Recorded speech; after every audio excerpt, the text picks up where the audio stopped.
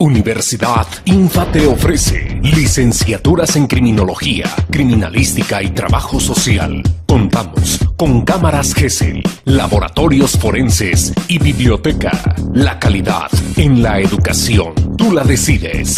Inscripciones abiertas.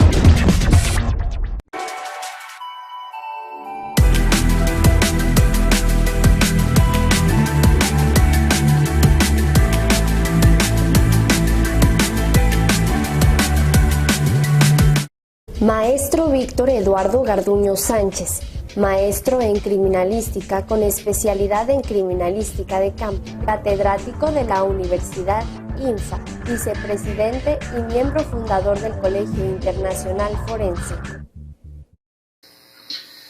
Muy buenas noches en este momento que estamos iniciando esta grabación.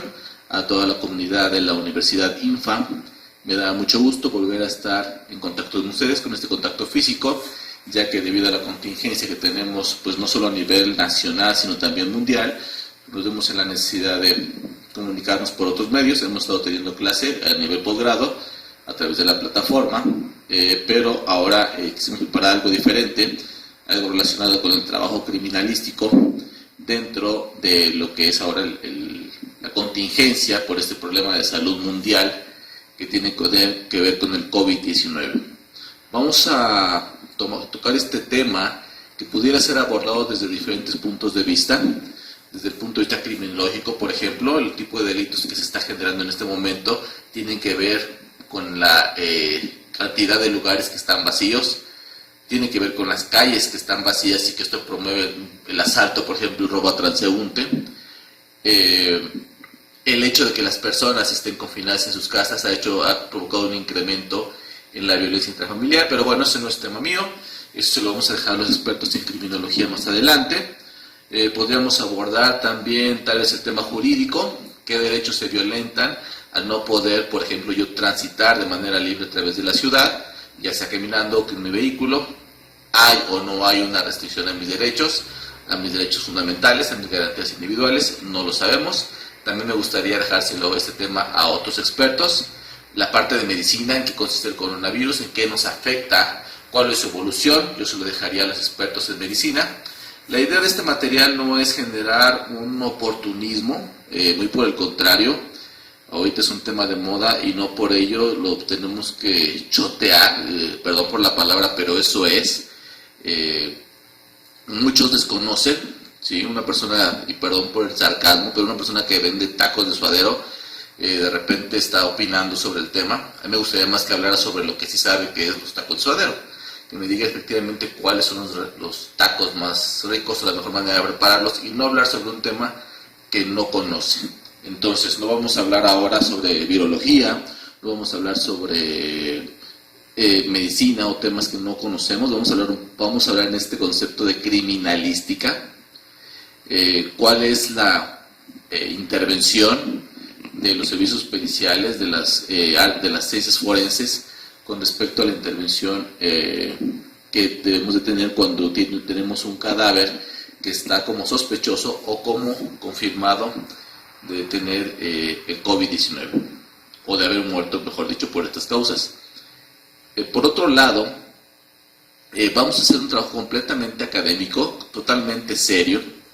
Si observan, no traje ningún tipo de material ni de apoyo, eso lo vamos a dejar a la postproducción de este material, porque la idea no es promover cómo está trabajando una institución, mucho menos criticarla, criticar políticas de gobierno, tal vez el promover alguna marca pudiera parecerlo al mencionar sobre los equipos de bioseguridad. No es por ahí el tema. Lo que queremos es hacer un trabajo serio, un trabajo académico dirigido a la comunidad universitaria, principalmente de la Universidad INFA, donde yo doy clase a nivel posgrado y donde la idea es no quedarnos con los conceptos básicos y clásicos de la criminalística que vemos en las clases cotidianamente, sino irnos a un concepto más actual. En la participación que tuvimos en el 2017 en el sismo se aprendió mucho sobre la intervención de los servicios periciales en desastres masivos, el concepto del trabajo interinstitucional que debe de existir en ese tipo de eventos, Y bueno, a unos cuantos años después, ahora nos vemos ante algo totalmente diferente, un problema de salud mundial. Y bueno, también tenemos que intervenir necesariamente cuál es nuestra participación, cuáles son nuestros límites, cuáles son nuestros alcances, cuál es nuestro aporte para la sociedad, tanto la parte de trabajo de campo como la parte de trabajo de laboratorio. Entonces vamos a concentrarnos en este tema y pues los invito, ojalá sea un material que les sea de utilidad y vamos a iniciar.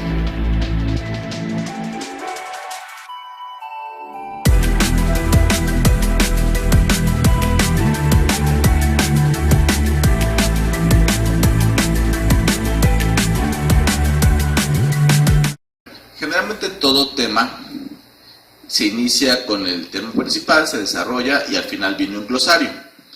Me gustaría hacerlo de una manera inversa. Primero desarrollar todos los conceptos que tienen que ver con el actuar de los servicios periciales, de la criminalística en todas sus especialidades, para poder entonces citar de manera libre todo lo que con anterior se les va a explicar. Entonces, vamos a iniciar con una breve introducción sobre lo que es el coronavirus. Bueno, el nombre viene, de acuerdo a lo que estoy investigando, sobre su aspecto. El coronavirus es un virus que tiene unas pequeñas salientes, unas prominencias, yo las definiría como a manera de copas, a manera de corona, y de ahí su nombre de coronavirus. La comunidad científica le ha asignado al COVID-19, como lo conocemos actualmente, el nombre de SARS-CoV-2.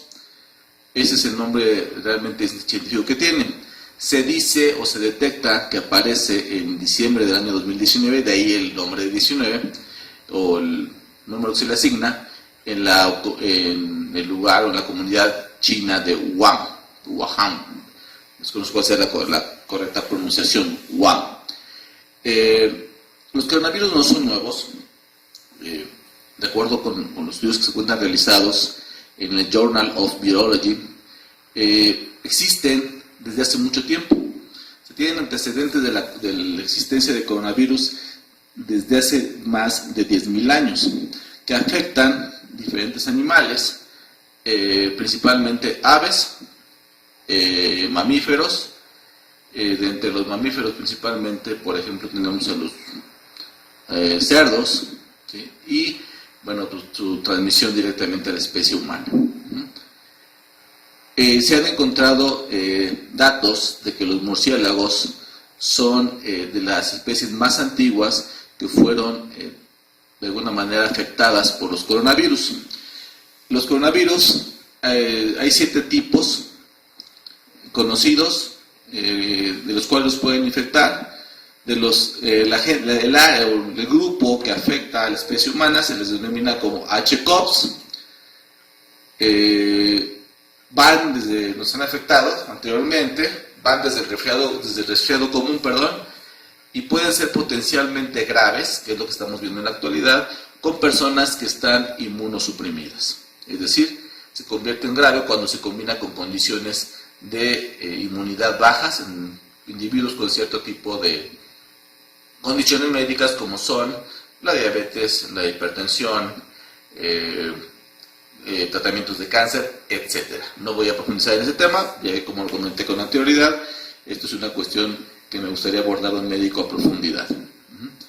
Ahora, los coronavirus que afectan principalmente a los humanos, se van a dividir en 4 grupos que los definen o los agrupan por las leyendas griegas de las letras alfa, beta, gamma y delta. Los murciélagos, por ejemplo, se ven más afectados por los grupos alfa y beta, mientras que los gamma y delta afectan principalmente a las aves. Para los cerdos y su transmisión directa hacia los humanos, albergan diferentes tipos de coronavirus. Ahora, un concepto importante que se está manejando ahora, que es aislamiento, que es cuarentena y que es distanciamiento. Se dice que el aislamiento es para una persona que ya se encuentra confirmada que tiene la enfermedad o que fue afectada por el virus del coronavirus. Hay que aislarlo en lo que dura su proceso de sanamiento. Únicamente entre comillas, el 2% de la población infectada puede llegar a morir. Digo, entre comillas, porque un 2% pudiera parecer muy poco, pero si hablamos de la población a nivel mundial o a nivel nacional, estos números pueden ser muy elevados. Inclusive pudieran superar el número de camas disponibles en los hospitales que tenemos actualmente. Hablamos de cuarentena cuando es una persona que estuvo en contacto cercano con una persona que sí se confirmó como infectada del coronavirus y que por lo tanto hay que esperar este espacio de tiempo para ver cuál es su evolución y para ver si desarrolló esta enfermedad, es decir, si efectivamente sí fue infectado. Y finalmente el distanciamiento, que es lo que se realiza o lo que estamos realizando personas que aparentemente nos encontramos sanas, es decir, mantener un espacio. Se habla de un estándar de 1,5 metros. Vamos a ver más adelante, cuando veamos el comportamiento de este virus, cuál sería una distancia adecuada, pero bueno, el estándar que está manejando ahorita es distancia de 1,5 metros, en donde no podríamos infectar a otra persona. Es decir, la población sana se está distanciando, la comunidad o el grupo de personas que pudieran haber tenido contacto con un infectado se encuentran en cuarentena, y solamente las personas que se encuentran ya confirmadas como infectadas son quienes se encuentran en aislamiento.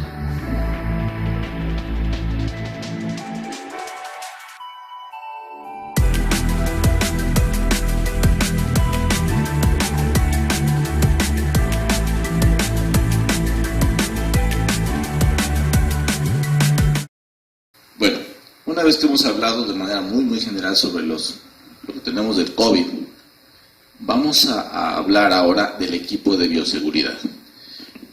Todo perito debe de utilizar siempre por protocolo su equipo de bioseguridad. Cuando ingresamos a un escenario, hablamos de la contaminación cruzada. Esto es, lo que yo puedo aportar a la escena como un elemento ajeno y por lo tanto como una contaminación, pero también lo que yo pudiera tomar de esa escena y que me pudiera afectar, que me pudiera contaminar. La seguridad del personal que interviene en una escena es muy importante, y por ello también el tipo de equipo que debe de utilizar para poder proteger su salud, su bienestar. El equipo de bioseguridad no es algo nuevo, se ha utilizado desde hace mucho tiempo, es parte de los protocolos, es lo que garantiza que yo no voy a contaminar la escena. El coronavirus es lo que tenemos hoy como un elemento latente real y que nos puede contaminar y que nos pudiera llegar, como ya lo señalamos, nos puede llegar a causar la muerte. No obstante, desde hace mucho tiempo podemos tener contacto con cuerpos relacionados con que tengan SIDA, por ejemplo, hepatitis u otro tipo de enfermedades. En el 2008 estuvimos en contacto con una situación similar a la actual, en donde teníamos el H1N1 como un factor de contagio. Afortunadamente se pudo controlar, no fue tan grande como lo que estamos viviendo en la actualidad, pero bueno, tenemos esa experiencia. Ahora, ¿cuál es el tipo o el equipo de bioseguridad básico con el que debemos de contar para poder estar en contacto con la manipulación o el estudio pericial forense de un cuerpo sospechoso o confirmado de tener coronavirus? Bueno, vamos a empezar con lo básico, el cubrebocas o mascarilla. De acuerdo a la Organización Mundial de la Salud, este virus, de acuerdo a los estudios que se realizaron en China en diciembre, no se transmite a través del aire. Es decir, por el hecho de yo caminar en la vía pública y solo, es decir, es lejos de cualquier persona, el aire como tal no va a transportar al virus. Por lo menos lo que se sabe hasta la actualidad es que requiere de un medio líquido, un medio acuoso para poder sobrevivir, ¿sí? Se sabe que para que pueda transmitirse tiene que viajar a través de pequeñas gotas que provienen precisamente de la saliva, ¿sí? Y que ahí es lo que van a usar como un vehículo. Estas pequeñas gotas que pueden medir entre 5 y 10 micras, se les van a llamar gotitas respiratorias, es el nombre que está recibiendo y que se les está señalando en la bibliografía. Si son más pequeñas aún, se les denomina núcleos de gotas. No hay evidencia de que se pueda transmitir a través de las fecales, es decir, que si alguna persona que la ciudad es más difícil, pero defeca en vía pública y esa materia fecal se secara y la transmitiera, bueno, hay otro tipo de enfermedades que se pueden transmitir, pero no el coronavirus, de acuerdo a lo que señala la OMS. La mascarilla o el material más apropiado para protegernos es la mascarilla denominada N95. La empresa en la cual más frecuentemente lo vamos a encontrar es la empresa 3M, que fabrica diferentes tipos de materiales, y como les decía en un principio, no quiero hacerle promoción a ningún tipo de marca ni nada, porque no es la finalidad de este material, pero sí quiero señalar cuál es el objetivo de cada una de ellas o por qué cumplen con cierto tipo de normas, ya que empezamos a observar piratería o materiales que se venden como tal. El modelo de la 3M, el 8210, es una mascarilla respiratoria contra partículas sólidas y líquidas, sin aceite.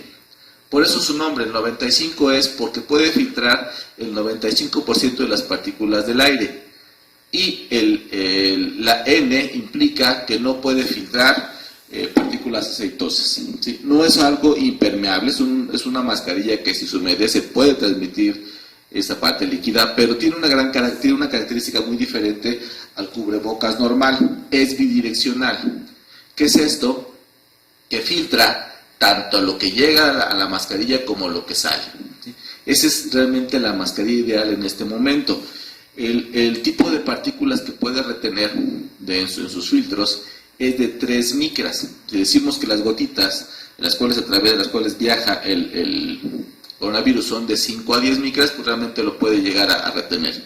El sistema del que está conformado es una mascarilla que sella perfectamente. Es muy importante que la forma que tiene Coca logre sellar, que sea cómoda en su uso, que no sea pesada, que se pueda adaptar a las diferentes formas y tipos de cara. El sistema es un medio filtrante electrostático avanzado, va a retener, repito, este tipo de partículas. Está diseñada para la industria.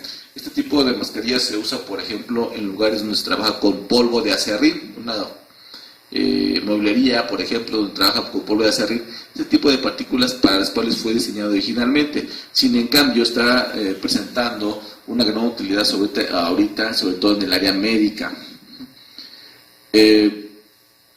Otro tipo de característica cuenta con una certificación de la NIOSH, que es la National Institute for Occupation Safety and Health. Sí, vuelvo a repetirse, es una mascarilla más diseñada hacia la parte industrial, pero con aplicaciones médicas efectivas. Trabaja bajo una norma, la 42 CFR84 de Estados Unidos, y bueno, esa es la diferencia entre un cubrebocas normal y una mascarilla N95 real.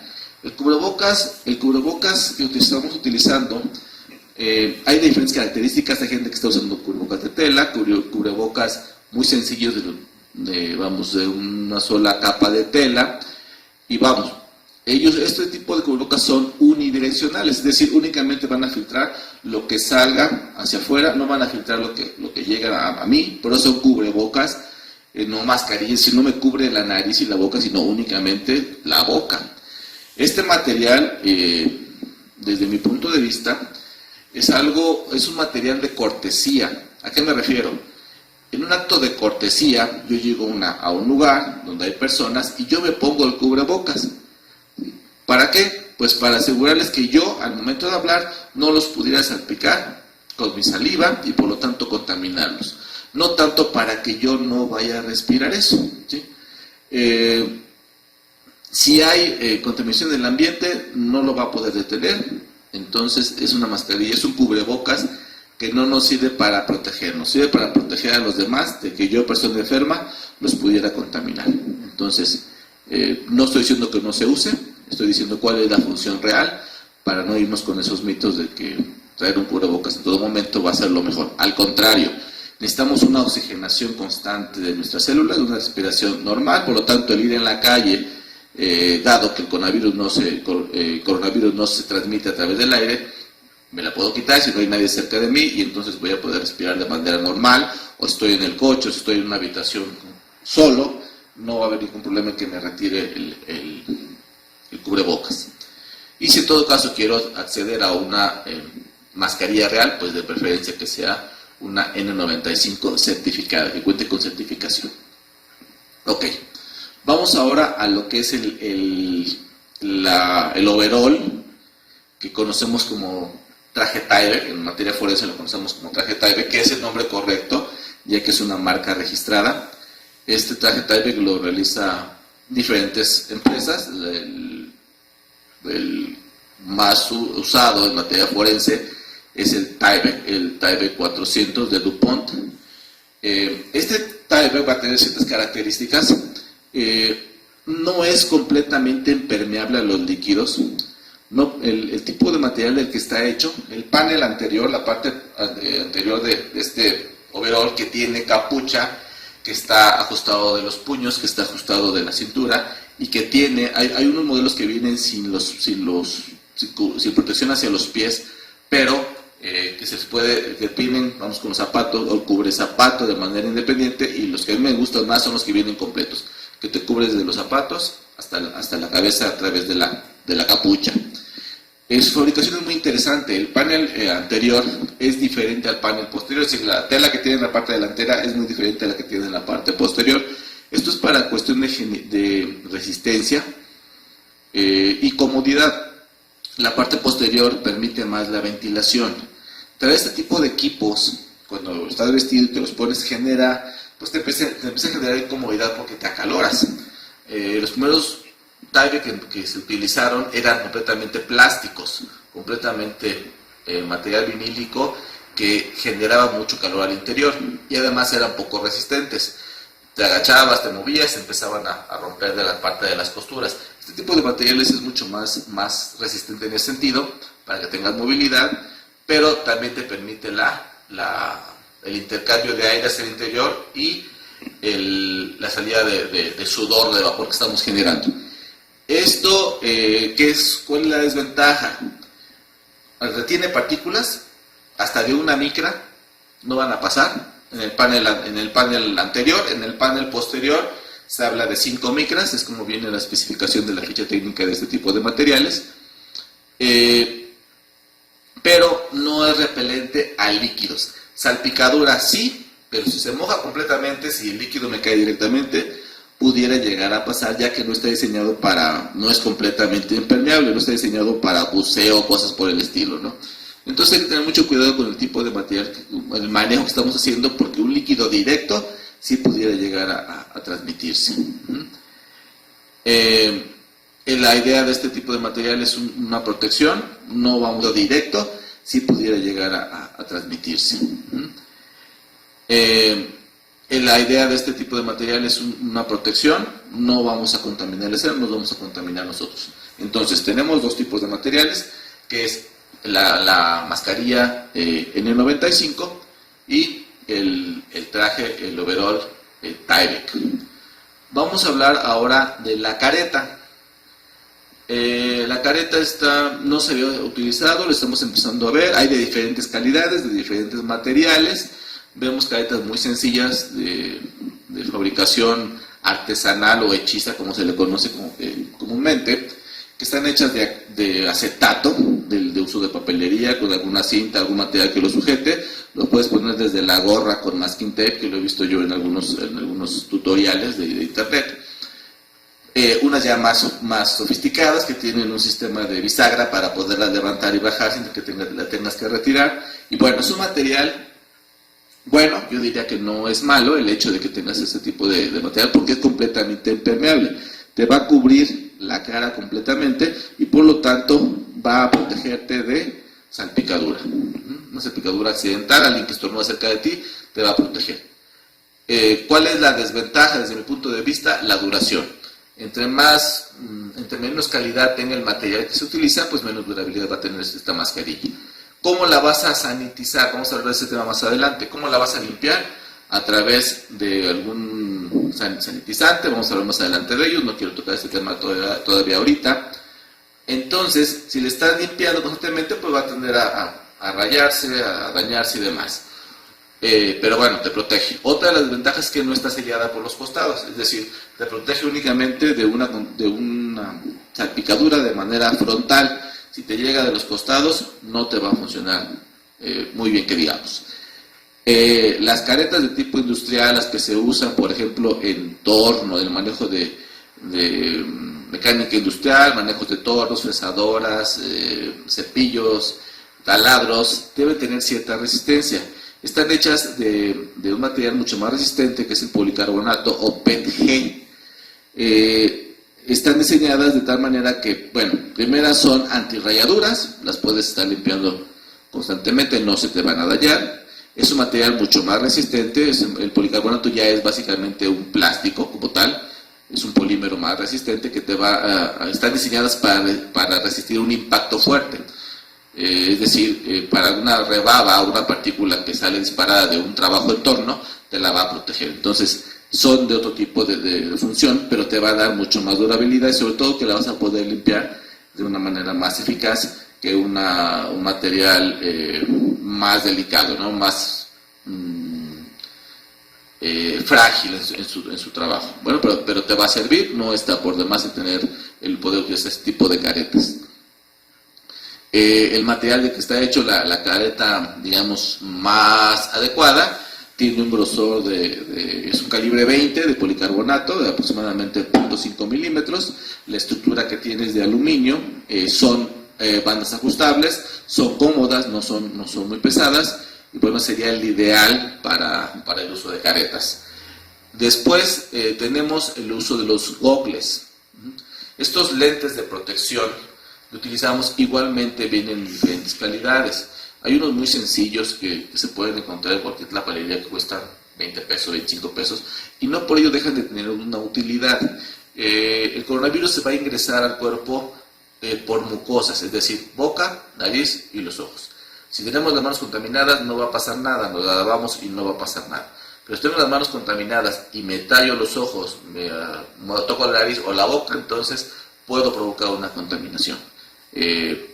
Todo tipo de material que yo pueda tocar me puede llegar a mí a contaminar. Por lo tanto, una de las formas de no hacerlo es proteger los ojos a través de los gogles, o bien para evitar tocarlos, pero también para evitar una salpicadura accidental, ya sea que lo haga en combinación con la careta o simplemente utilizando los gogles. Eso ya sería elección de cada quien.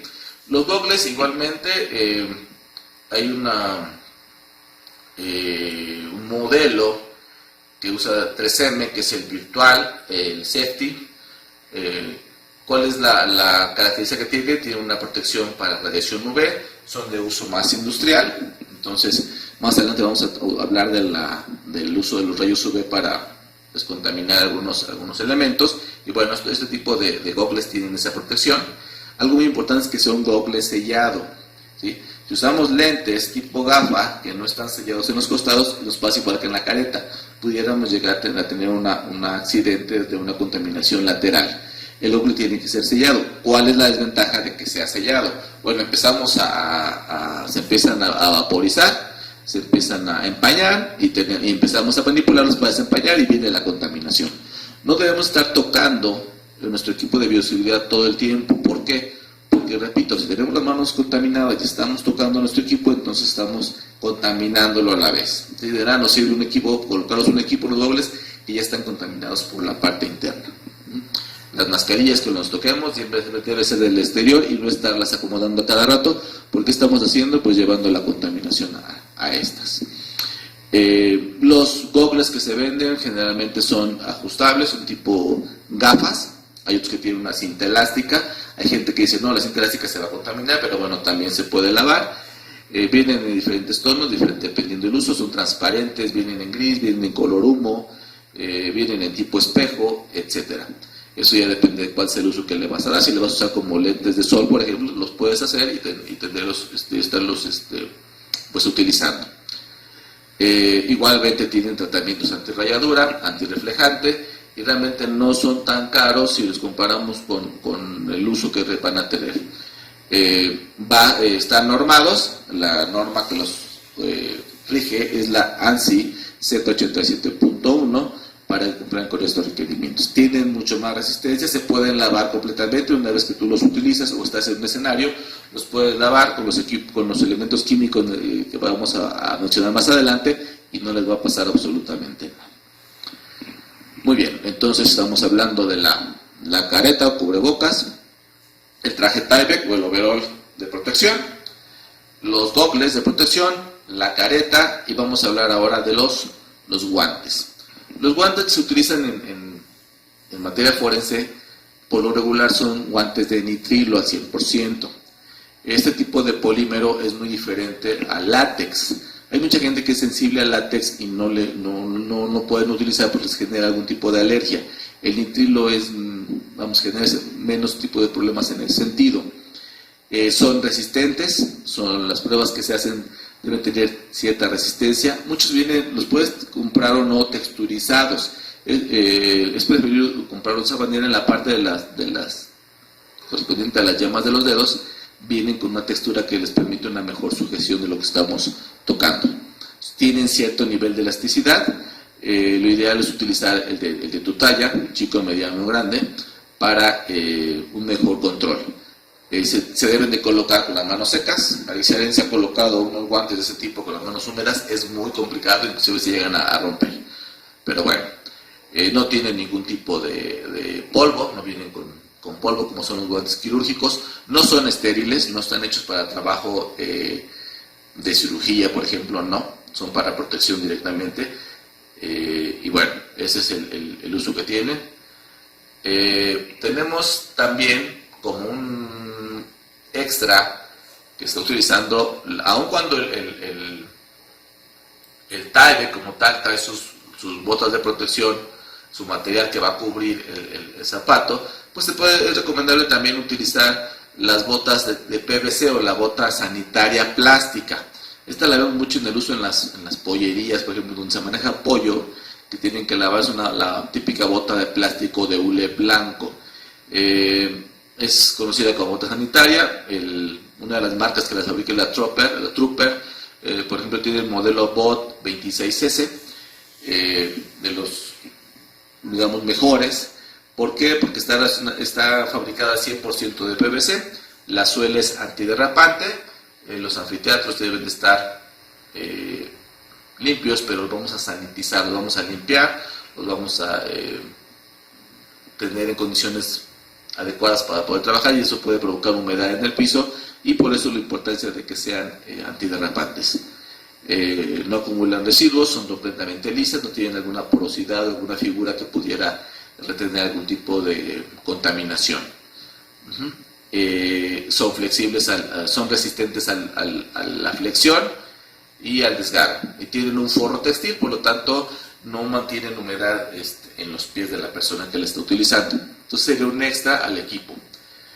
Hay otro tipo de materiales que se pueden llegar a utilizar como complemento a lo ya señalado, como equipo de bioseguridad básico. Por ejemplo, los mandiles de vinil. Si tú vas a manipular un cuerpo, ya dijimos que el traje Tyvek no es completamente impermeable a los líquidos, por lo tanto utilizar un peto de vinil o PVC te puede ayudar a prevenir un accidente de ese tipo, y además pues los puedes lavar. Todos los materiales, vamos a hablar ahorita de qué materiales son desechables y cuáles puedes llegar a reutilizar. El peto de plástico, el peto de PVC sí lo puedes llegar a utilizar. El Tyvek, los guantes, el cubrebocas, lo ideal es desecharlos. Otro tipo de equipo que usamos son los cascos de uso industrial. No en todos los casos, pero por ejemplo en los sismos del recientes de 2017 se tenían que utilizar para poder ingresar a los espacios donde se recuperaban cuerpos. en una etapa posterior, en la evaluación de los edificios que fueron dañados por el sismo, también se utilizaron este tipo de cascos para la seguridad de las personas. Ahí tenemos que cumplir con otro tipo de normas, las normas que provienen de la seguridad industrial, ¿sí? Igualmente, cuando llegamos a algún tipo de escenario, la protección auditiva también es importante, tapones u orejeras, como las que se usan en balística, también son importantes. Esto depende si tenemos algún tipo de lugares con un nivel de ruido que nos pudiera llegar a afectar. Para el caso ahorita de la investigación que estamos tocando, no son necesarios. Existen sábanas desechables, batas desechables, que también se utilizan durante este tipo de trabajos para colocar, por ejemplo, materiales sobre una superficie, como sobre una plancha o una mesa, donde podamos colocar, por ejemplo, las pertenencias o objetos relacionados con el delito que estamos investigando, para poderlos sanitizar, para poderlos estudiar y poder después desechar ese tipo de materiales. Vamos a hablar más adelante de cuál es la forma adecuada de desechar todo el material que se utilizó durante la investigación, durante este proceso de trabajo.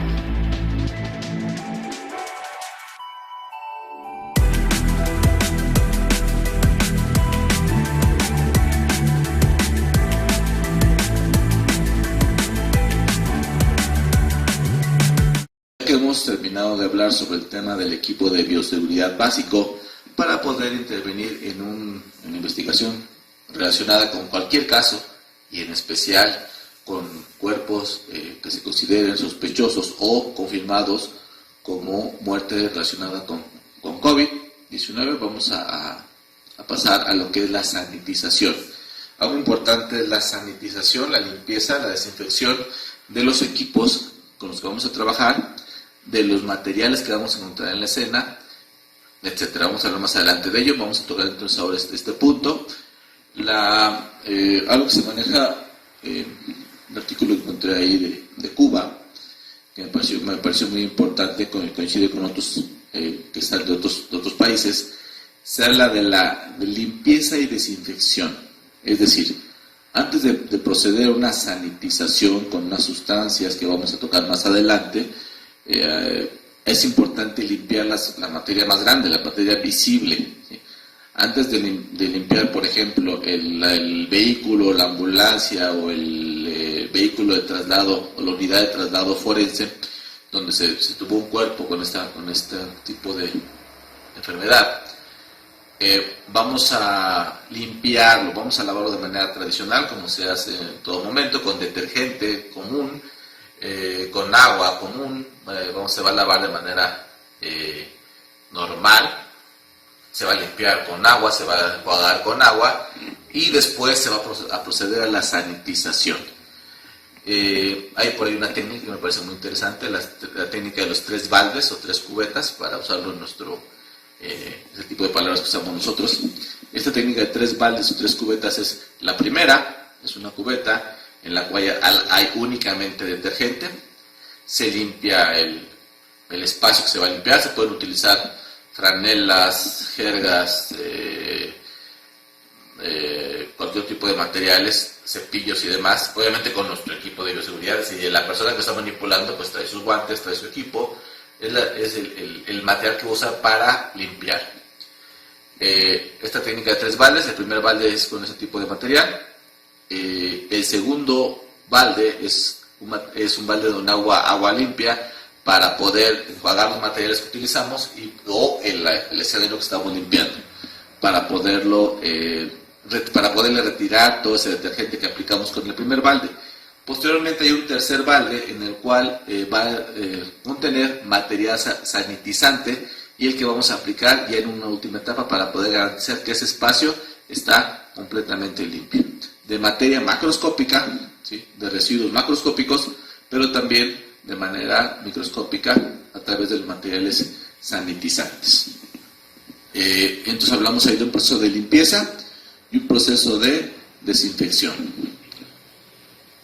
Vamos a ver cómo vamos a limpiar, depende de qué tipos de materiales.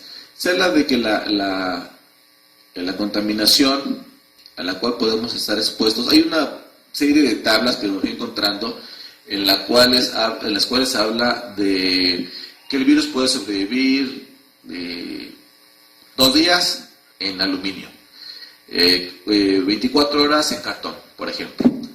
Si analizamos un poquito más a profundidad este tipo de temas, nos vamos a encontrar con algo, una lógica, ¿sí? El virus sobrevive en un medio acuoso, en un medio líquido. Por lo tanto, ¿por qué sobrevive más tiempo en aluminio o en acero? ¿Por qué? Porque son completamente impermeables. Es decir, la gota en la que se encuentra no se va a absorber de ninguna manera, por lo tanto, le va a dar más tiempo de vida en exterior. ¿Qué pasa si el material es más absorbente? Por ejemplo, el cartón, y por eso es que lo señalan como 24 horas de sobrevida en un cartón. ¿Por qué? Porque va a absorber la parte líquida y más pronto se va a secar.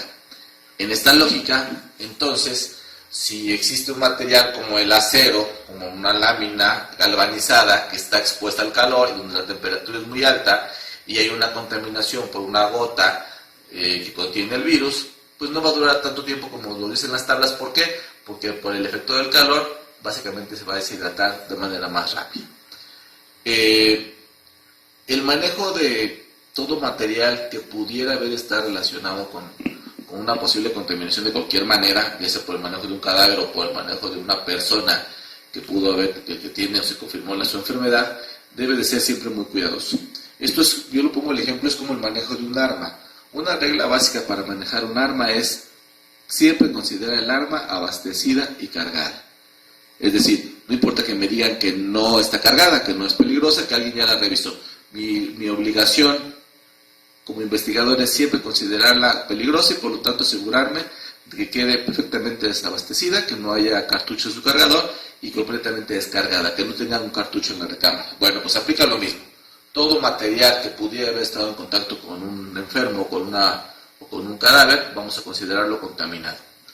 Toda manipulación que hagamos de un cuerpo sospechoso o no de este virus, también lo vamos a considerarlo como contaminado. De esa manera no habrá ningún problema en trabajar siempre bajo el mismo protocolo y por lo tanto tener siempre las mismas reglas de seguridad. Bajo esta lógica vamos a hablar de la limpieza. Aquí me encontré yo con una problemática. La manera más común de limpiar, de aplicar algún tipo de material sanitizante es el cloro.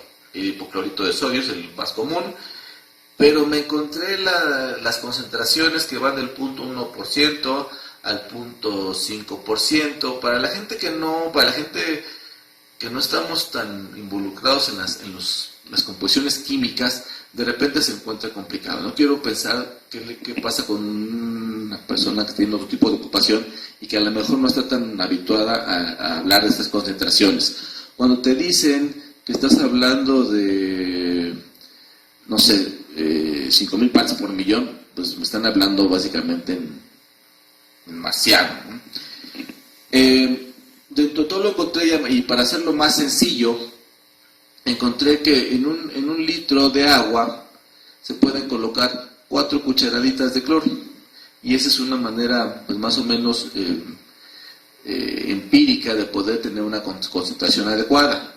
Otras maneras sencillas que yo encontré fue colocar 100 mililitros, que es más o menos lo que mide una botella de una loción, 100 mililitros en 4 litros de agua, o bien medio litro en 5 litros de agua para una concentración mayor.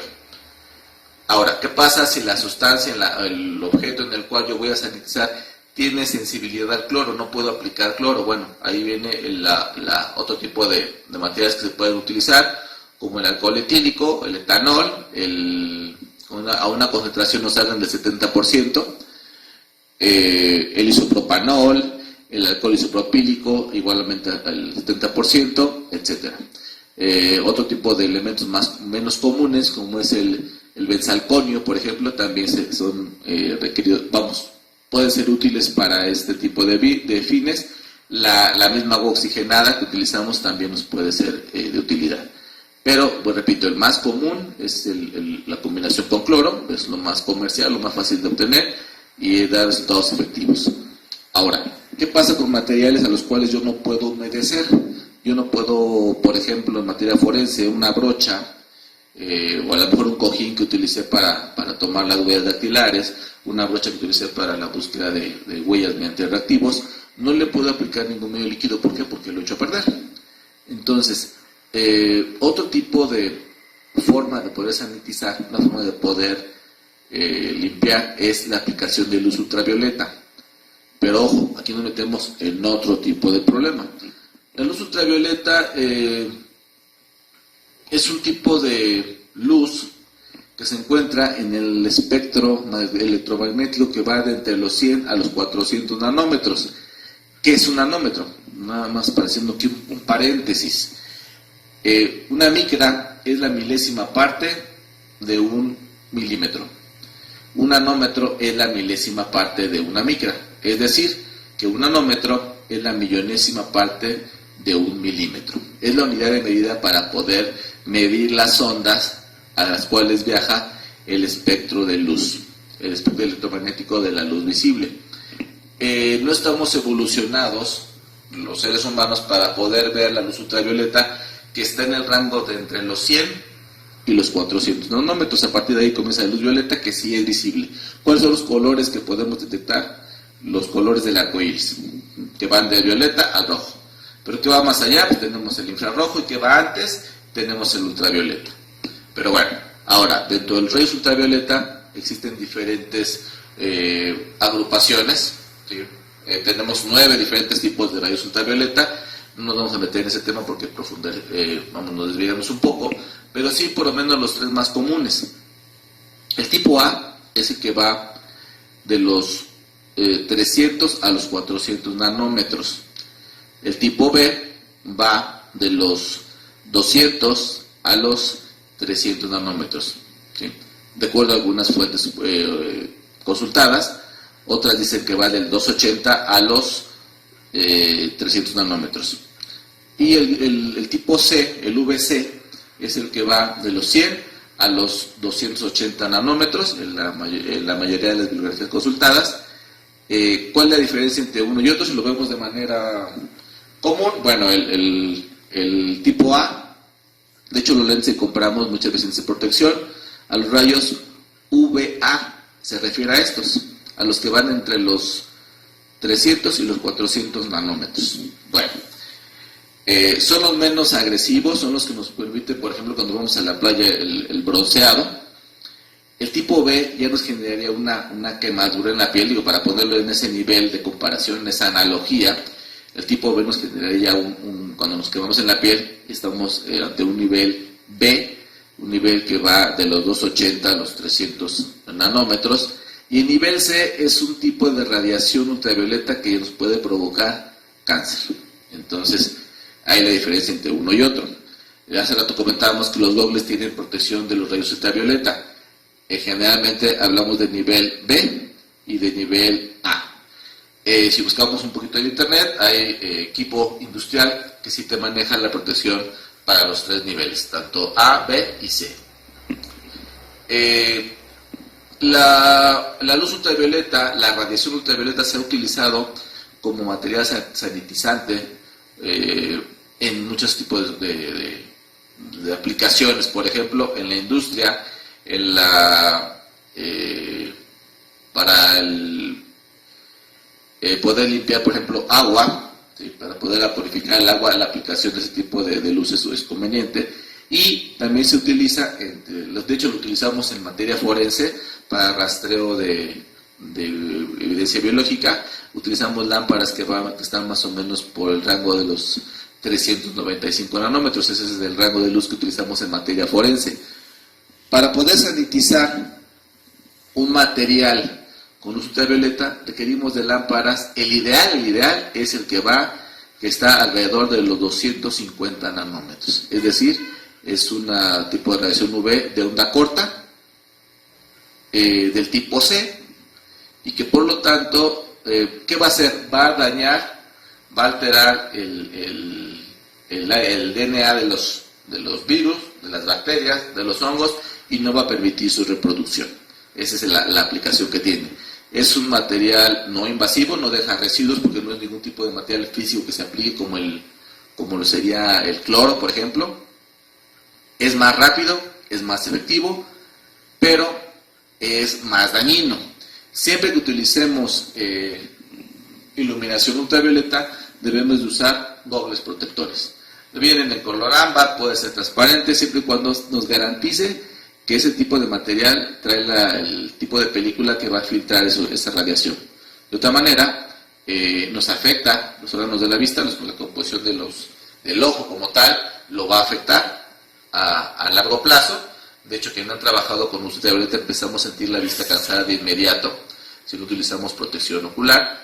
Y también en nivel C y en una exposición prolongada puede llegar a causar cáncer. Entonces hay que tener mucho cuidado con el manejo de ese tipo de materiales. En algunos laboratorios, por ejemplo, se tienen campanas UV, entonces se puede sanitizar los tipos de materiales sin que uno tenga que estar cerca. Entonces, bueno, son las ventajas y desventajas de la aplicación de la luz ultravioleta como una técnica sanitizante. ¿Cuánto tiempo debe de exponerse? Depende mucho de la intensidad de la luz, o de la intensidad, de la radiación como tal. Se habla desde 30 segundos con un tipo de radiación adecuada, con un tipo de intensidad de luz adecuado, o hasta de horas, ¿no? Se habla puede estar 1 hora cuando hablamos de intensidades de luz muy bajas. Pero bueno, esa es la otra forma, la otra opción.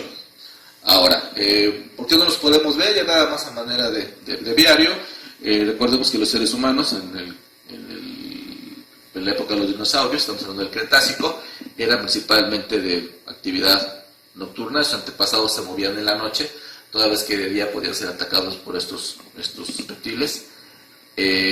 Y esto hizo que perdieran esos fotorreceptores, tanto de la luz roja como del ultravioleta.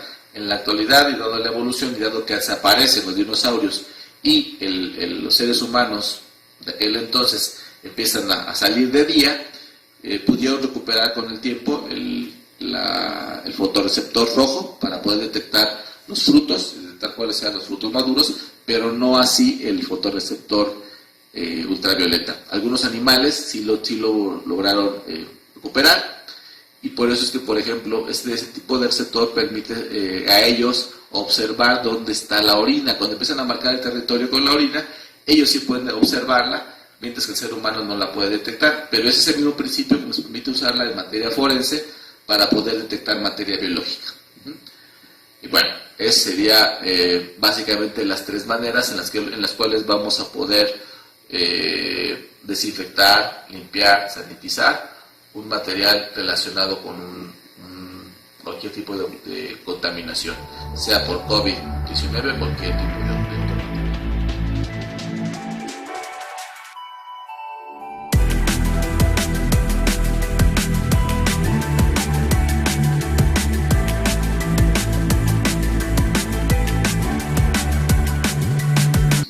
Muy bien, una vez que hemos hecho uso del material que utilizamos para la sanitización de los objetos relacionados con nuestra investigación, y también el equipo de bioseguridad que utilizamos, y que es, como ya comentamos, los que son desechables, vamos a pasar a la etapa del desecho de este tipo de materiales. Todo lo que no sea necesario para la investigación en estos casos, en este caso en particular de las investigaciones de cuerpos relacionados con el COVID-19,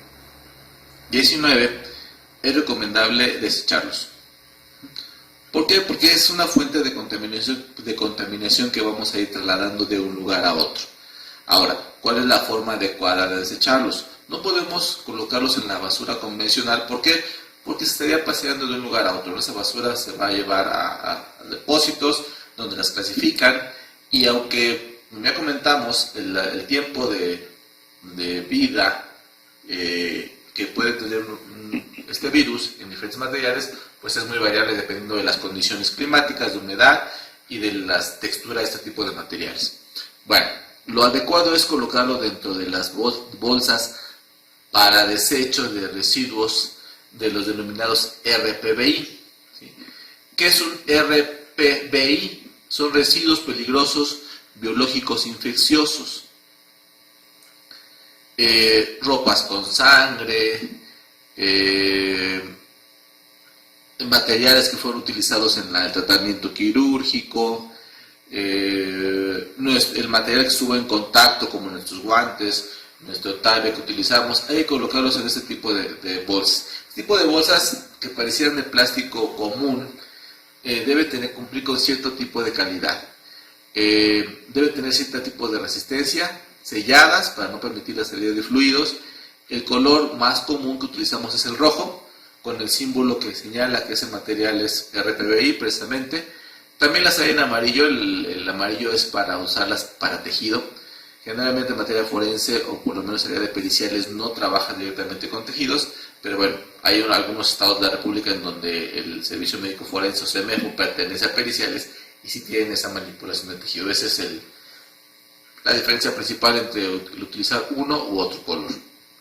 Este tipo de bolsas igualmente se deben de colocar dentro de contenedores, dentro de botes de plástico con una tapa hermética que los contenga, y que igualmente deben de ser en este tipo de colores, en el rojo o el amarillo, y con la misma simbología para determinar que el material que se encuentra ahí es RPBI.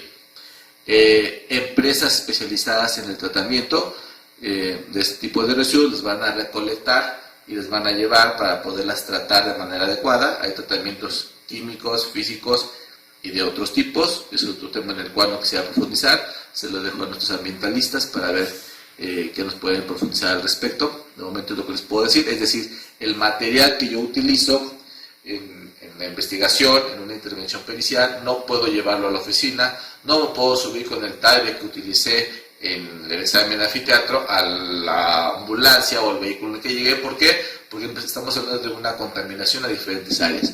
Por lo tanto, el desecho debe ser de esta manera, no en la basura convencional, donde el personal de limpieza puede ir, puede tocar, puede trabajar con ese material para desecharlo y puede contaminarse. Entonces lo adecuado es hacerlo de esta manera, y pues bueno, esa es la forma que lo vamos a realizar siempre.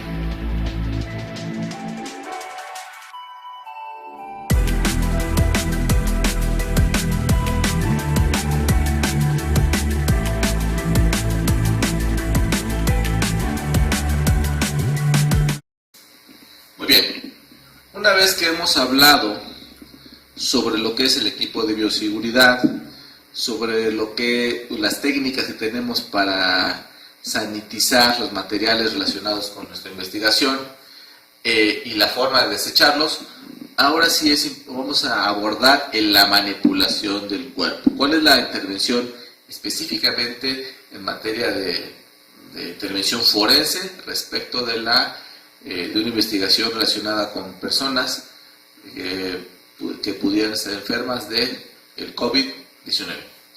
Bueno, debemos entender que la investigación forense está relacionada en dos aspectos principales. Por un lado, la investigación de evidencia, de indicios relacionados con una conducta que pudiera considerarse como un delito. Esa va a ser es lo más común que realizamos de manera cotidiana. Pero hay una segunda fase del trabajo forense que tiene que ver con la identificación de personas. A veces la causa de muerte no está tan problemática, pues no me genera ningún tipo de problema porque está clara. El problema es saber quién es la persona. En los sismos del 2017 no era necesario saber de qué habían muerto las personas, obviamente eran de los múltiples traumatismos producidos por los derrumbes de las estructuras sobre ellos. Entonces, eso no era el problema era identificarlos. Las técnicas que se utilizaron fueron muy diferentes al trabajo cotidiano que se realiza en una investigación, digamos, forense normal. Ese tema lo podríamos abordar tal vez en otro material, pero bueno, hablemos ahora. Tenemos tres escenarios. Aquí vamos a trabajar, es un problema de salud, no de tipo legal. De entrada es un problema de salud, por lo tanto no tiene por qué intervenir las procuradurías o fiscalías de inicio, a menos que se sospeche que es un caso en el cual este cadáver además de estar relacionado o sospechoso de COVID, pudiera haber sufrido un tipo de muerte violenta o bien estar desconocido, que son las dos variantes o vertientes sobre las cuales vamos a trabajar. Muy bien, entonces, tenemos tres tipos de escenarios. Primero, la persona murió en un hospital, en una unidad médica de cualquier tipo, en cualquier lugar. Se confirma que murió por una consecuencia de una complicación derivada del COVID-19, o bien se sospecha al menos que pudiera ser derivado de esto de acuerdo a los antecedentes. El segundo escenario es en casa, en domicilio. La persona se enferma, la persona vivía sola, la persona tiene antecedentes de haber tenido ese tipo de síntomas relacionados con la enfermedad que estamos trabajando y muere. El tercer escenario es en vía pública. La persona muere en vía pública, es localizada ahí y igual se tiene la certeza o la sospecha de que su muerte está relacionada con la enfermedad con la cual estamos trabajando del COVID-19. Bueno, en cualquiera de estos tres escenarios, la intervención va a ser básicamente la misma. Si se confirma que es por esta muerte,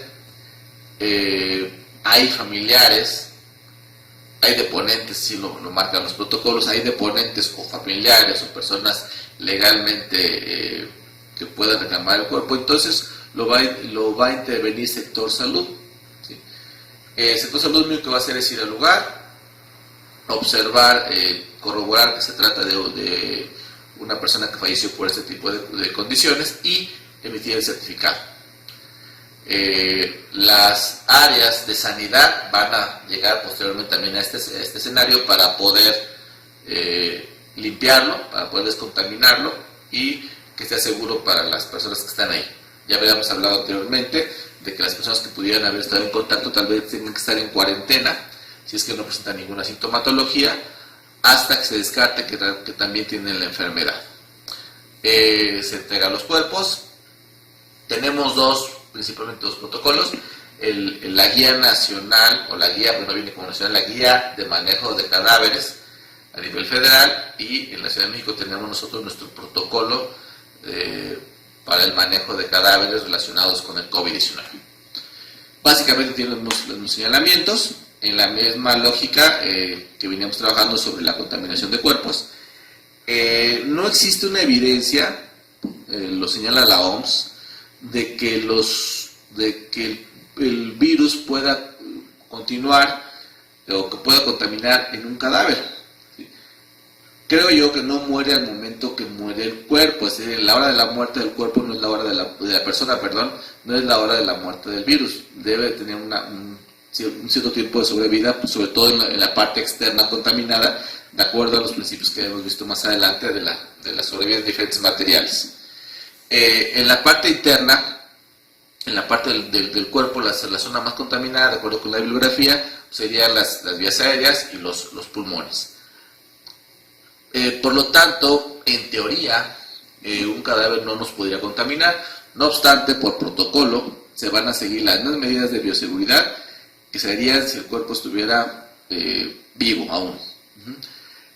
Puedo repetir, todo cuerpo para todos nosotros se debe considerar como contaminado. En estas fases en las que estamos, inclusive el cuerpo de una persona que muriera por otro tipo de causas ajenas a la enfermedad, bueno, pues no sabemos si en ese momento sea una persona asintomática, sea una persona que ya tenga la enfermedad. Por lo tanto, es importante optimizar e incrementar las medidas de seguridad para poder tener este tratamiento. Bueno, este cadáver va a ser entregado a los familiares, lo van a certificar, va a ser manejado por las empresas funerarias o el Estado les va a proporcionar, si es que no tienen los recursos para dárselos. Ese tema no lo voy a profundizar, pero bueno, las funerarias también tienen un protocolo que seguir. Si vemos un poquito la guía, lo que señala, se sugiere que no exista una ceremonia fúnebre, servicios funerarios, es decir, el velorio, como lo llamamos comúnmente, si es que se llega a realizar, que sea con el ataúd cerrado, que sea con pocas personas, no más de 20 personas, y que estén a una distancia una de la otra. Ahí hay una variación de criterios en cuanto a si el cuerpo debe ser cremado o incinerado. Se sugiere que este tipo de ceremonias no duren más de 4 horas, pero por lo menos la guía a nivel nacional da esa opción de que el cuerpo puede ser cremado o puede ser inhumado o enterrado, como se le llama comúnmente, inhumado. Es el concepto correcto. Bueno, en cualquiera de los casos, el cuerpo debe estar colocado dentro de una bolsa, por lo menos una bolsa, que sea resistente, que sea de material biodegradable, que tenga una resistencia, que sea hermética, que no permita ningún tipo de fluidos. Eso nos marca la guía nacional. El protocolo de la ciudad, de nosotros, por ejemplo, señala que sea el uso de 2 bolsas. Por lo tanto, al estar colocado dentro del ataúd, en teoría, pues ya está completamente hermético y no podría contaminar. Aún así, lo recomendable es sanitizar, ya dijimos qué tipo de materiales, la parte externa de esa bolsa de cadáver perfectamente, y todo lo que pueda tener contacto, como sería la parte externa del féretro. Bueno, eso es por parte de los servicios funerarios. Pues que no se haga el embalsamamiento, la parte del maquillaje o la preparación que hace, porque finalmente va a ser un cuerpo que va a ser velado a puertas cerradas si es que fuera necesario. Aquí nos enfrentamos ante la parte de la cultura. En otros países no están permitiendo el contacto. En Italia, por ejemplo, una persona que ingresa al hospital con la enfermedad y se muere, los familiares no la vuelven a ver, ¿no? Ya les entregan las cenizas. Algunos médicos comentan que, por ejemplo, para personas identificadas no es recomendable la cremación, pero el personal médico señala, hay una controversia que dice, pues es que no es necesario el inhumar un cuerpo porque no fue identificado, toda vez que finalmente a la semana va a presentar un nivel de putrefacción que no va a permitir que se le pueda conocer físicamente. Por lo tanto, los estudios previos de identificación que tienen que ver con la aplicación de odontología forense, antropología, fotografía, criminalística para el examen externo, examen de ropas, examen de pertenencias, documentos, etcétera, son los que van a permitir posteriormente esa ficha de identificación, es lo que va a permitir identificar plenamente a la persona, no tanto la visión directa del cuerpo, que ya va a estar completamente reconocible. Pero bueno, es otro tipo de criterios. Ahora, si el cuerpo, en estos 3 escenarios que manejamos, es decir, hospital, vía pública o domicilio, no está identificado o no cuenta con deponentes, inclusive hay un caso que nos comentaban, en donde sí cuentan con deponentes, sí cuentan con familiares, pero no los reclaman. ¿Sí? Hay este pánico, lo que vimos en Ecuador, en el cual pues la gente se aleja. En Ecuador se documentó que las funerarias con deponentes, inclusive hay un caso que nos comentaban, en donde sí cuentan con deponentes, sí cuentan con familiares, pero no los reclaman.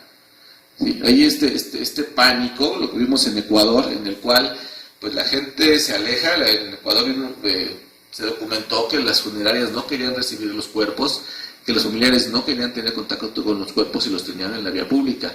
Aquí hablamos de la dignidad. El mismo protocolo lo señala, ante todo la dignidad en el trato a los cuerpos, a los cadáveres, y bueno, en el entendido científico de que no representan un mayor riesgo de contaminación si ocupamos el equipo de bioseguridad adecuado, pues bueno, no hay ningún problema en poderlos manipular. Pero bueno, la ignorancia y el miedo son una mala combinación.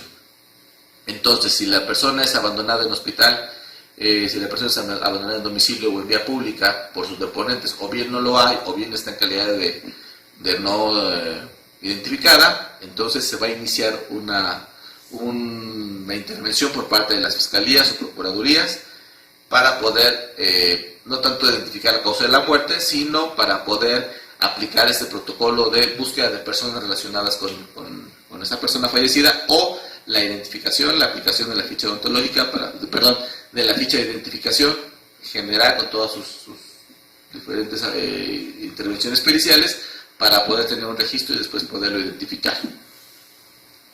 Se recomiendan necropsias parciales o definitivamente la no aplicación de la necropsia, ya que la causa de muerte pues ya se estableció con anterioridad. Ahora bien, ¿qué pasa si es un cuerpo o una persona que muere de manera violenta y que además se pudiera sospechar que estuviera infectada con la enfermedad, con el virus, perdón?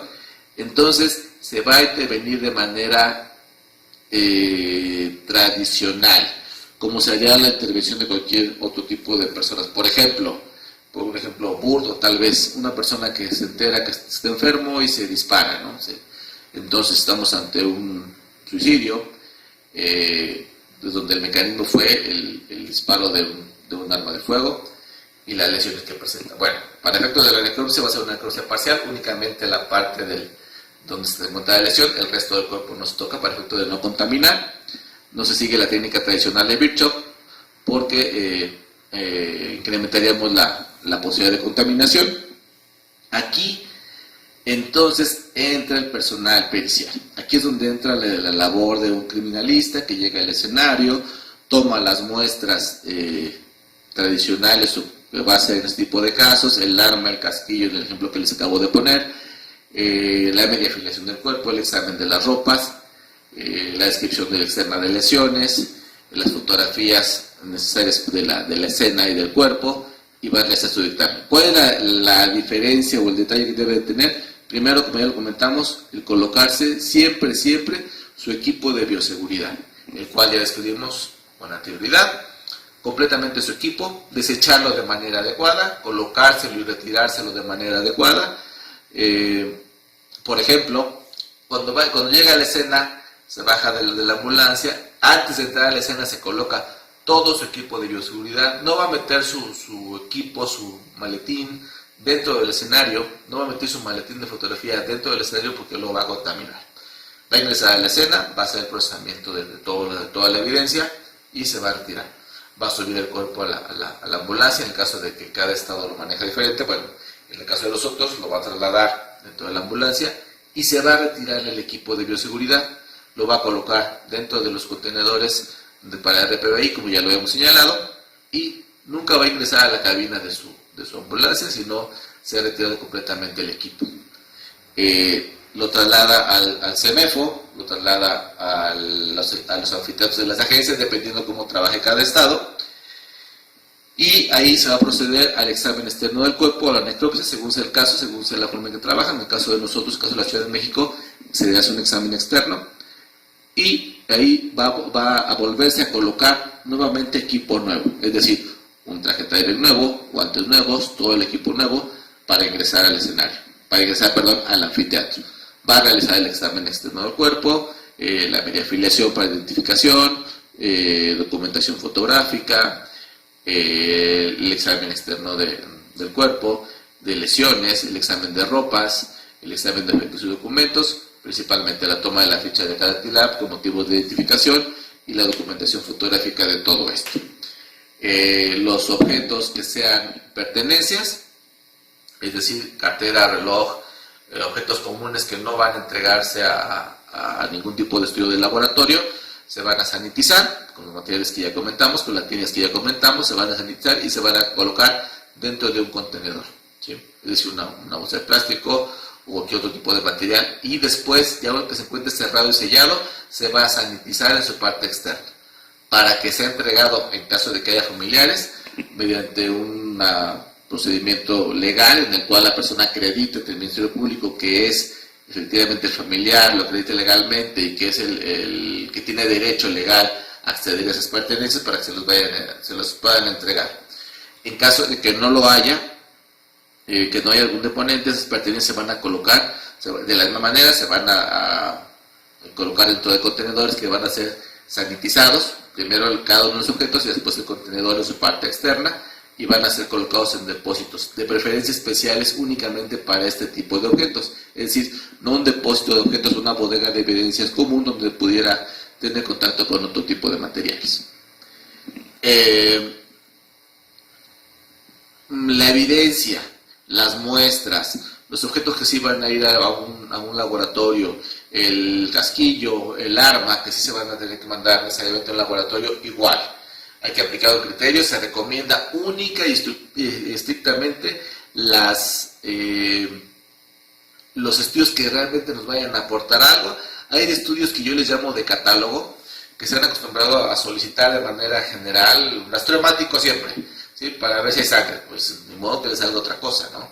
En fin, estudios que realmente muchas veces en la investigación no aportan nada. En este caso se trata de evitar ese tipo de hechos. Optimizar únicamente lo que realmente se requiere para la investigación y mandarlo. Si es posible sanitizar las evidencias y no afectan al desarrollo del estudio del laboratorio, eso es lo ideal.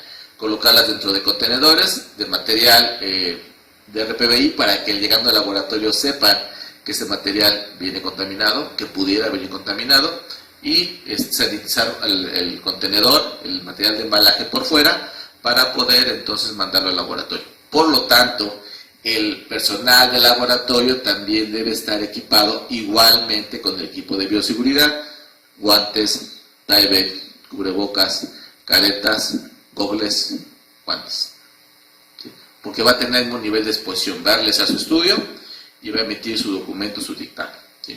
Igualmente tendrá que sanitizar la evidencia si es necesaria, que es importante el poder desechar todo aquello que no nos pueda aportar ya nada después del estudio. Se va a poder desechar igualmente mediante el procedimiento de RPBI en las bolsas y en los contenedores para que las empresas especializadas los puedan tratar de manera adecuada. De otra manera, si se requiere, si fuera muy necesario poder tener que aún resguardar este tipo de evidencia, se va a hacer exactamente con el mismo nivel de cuidado que con las pertenencias. Es decir, si es el arma, se va a colocar en su embalaje, se le va a colocar dentro de una bolsa de RPBI con el señalamiento de que el material pudiera estar contaminado. Una vez que fue etiquetado, pues sanitizar todo el exterior del contenedor. Eso es lo que se va a hacer de manera cotidiana. Esto va a aplicar para los cuerpos, lo vuelvo a repetir, tanto de vía pública como de domicilio, como de encontrados en la calle. Ahora, si no es una muerte violenta, pero no hay, si no es una muerte violenta, pero no está identificada la persona o no hay deponente, entonces únicamente se va a proceder a la manera de una técnica más orientada hacia la identificación: examen de ropas, lesiones, señas particulares, toma de la ficha dactilar, nada más, cualquier tipo de información que pudiera servir posteriormente a identificar. El tomar las muestras necesarias, odontología, genética, etcétera, para poder realizar los estudios. Entonces, esto es lo que vamos a tratar de evitar en este tipo de casos. El porcentaje de muertes que se den en este caso, en este tipo de condiciones donde sea, además de muerte violenta, contaminado por COVID-19, deben de ser las menos, ¿no? En porcentaje general. No obstante, pues se debe de seguir este protocolo. Este evento nos marca un antes y un después. A partir de ahora, ese tipo de materiales deben de ser constantes. Yo vuelvo a repetir, aunque no tengamos el antecedente, el contexto de que pudiera ser una persona contaminada, es recomendable trabajarla como tal, o procesar el evento como tal. ¿Por qué? Porque no sabemos en qué contexto estuvo, si es una persona asintomática, si es una persona portadora, si es una persona en qué tipo de condición. Además de que esto va a permitir que en lo futuro siempre trabajemos de una manera mucho más cuidadosa. Entonces, esa es la manera general en la que se va a procesar un escenario ahora relacionado con COVID.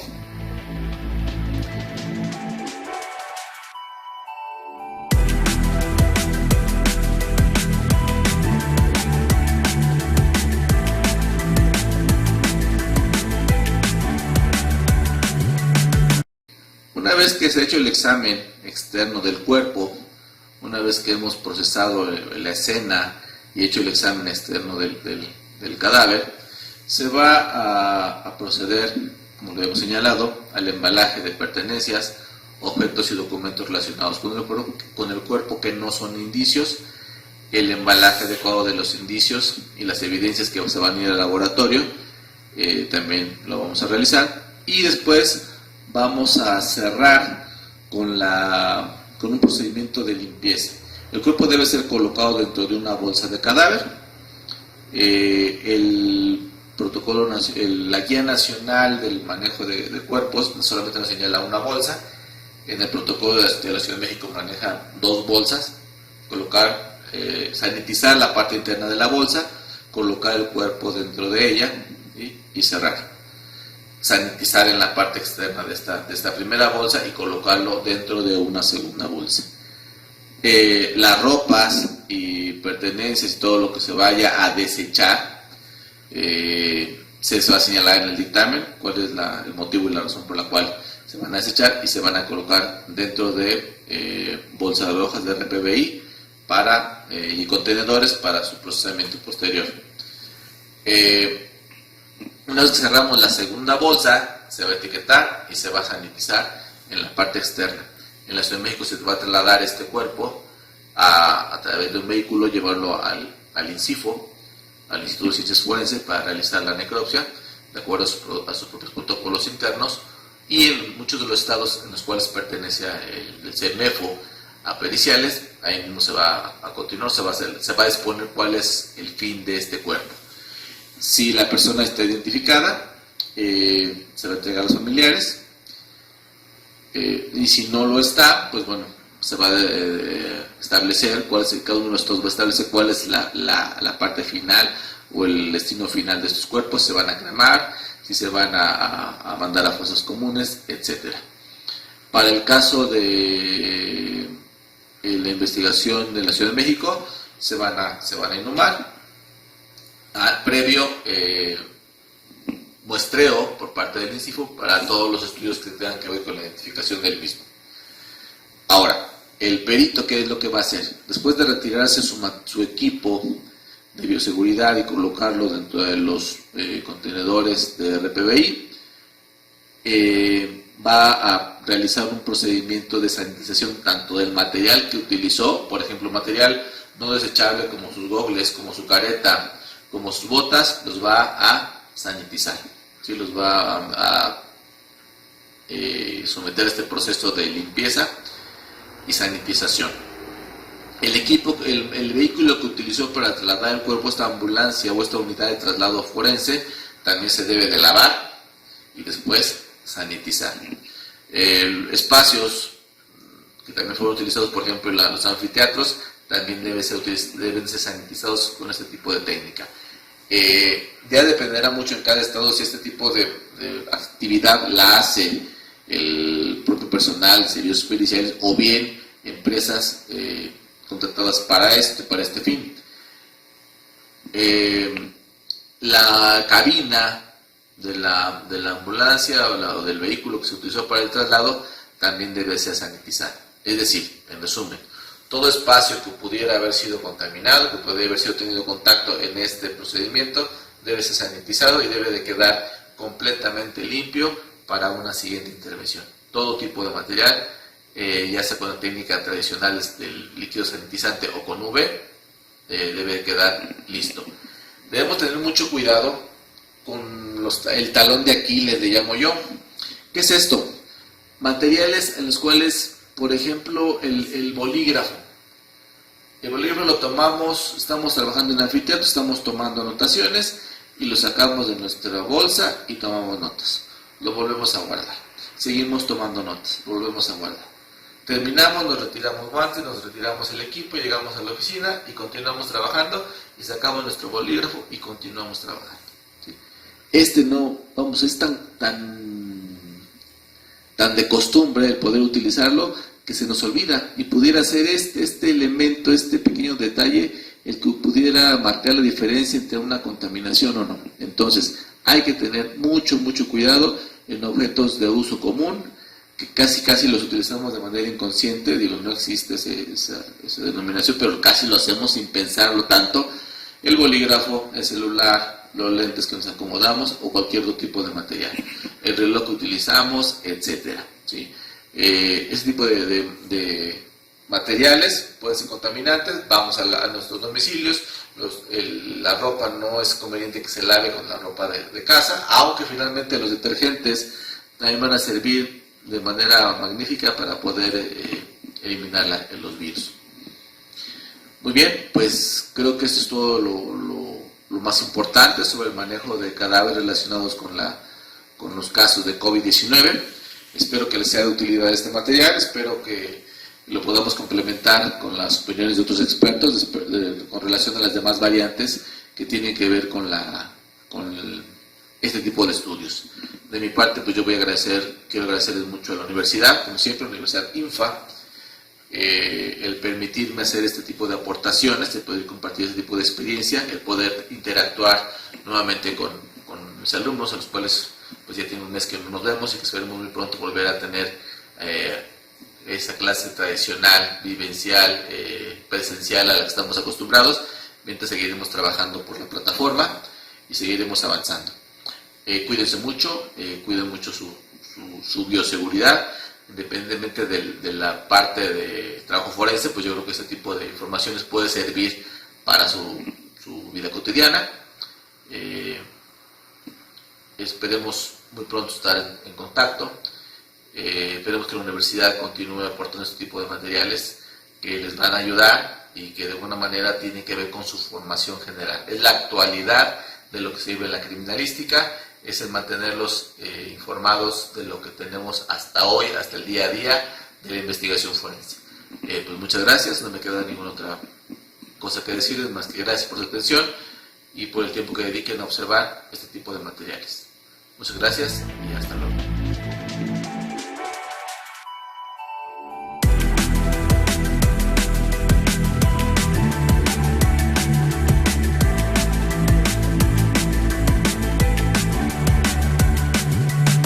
Universidad INFA te ofrece licenciaturas en criminología, criminalística y trabajo social. Contamos con cámaras GESEL, laboratorios forenses y biblioteca.